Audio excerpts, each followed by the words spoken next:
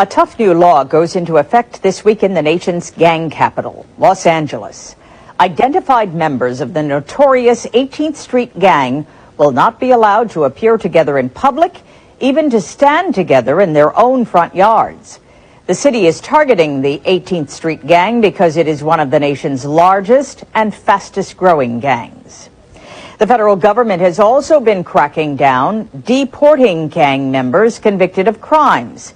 But as ABC's Anderson Cooper reports, the deportations are only exporting the problem.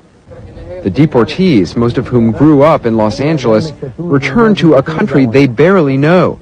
The gang life they learned in the U.S. is the one thing that gives them some status. Because you've been to L.A., people look up to you, they give you respect? Yeah, because, you know what's up, you've been through a lot of stuff, sometimes they haven't been through, and so they look up to you. Sloppy was 12 when he joined LA's 18th Street gang. Upon returning to El Salvador, he formed a new gang, Salvadorans, eager to join something hardcore, something American. The gang has become a family of sorts, one they can't imagine living without. In the slums, there's always someone eager to belong.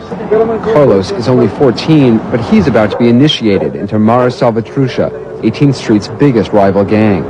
The initiation is called a jump-in. It's a beating by the gang that's meant to test Carlos's toughness. As night falls, the gang gathers. He passed the test. His reward is a few tokes on a joint and some cheap liquor. He now belongs, and his life will never be the same. In El Salvador, it's believed there are now some 20,000 young Salvadorans who have become gang members. You see them swaggering through slums, dressed in Nikes and baseball hats, robbing, selling drugs, stealing cars. Most wind up dead or in jail. Some become drug addicts and end up begging in the streets. With 60% of people here living in poverty and opportunities few, the police and juvenile courts can't seem to handle the problem.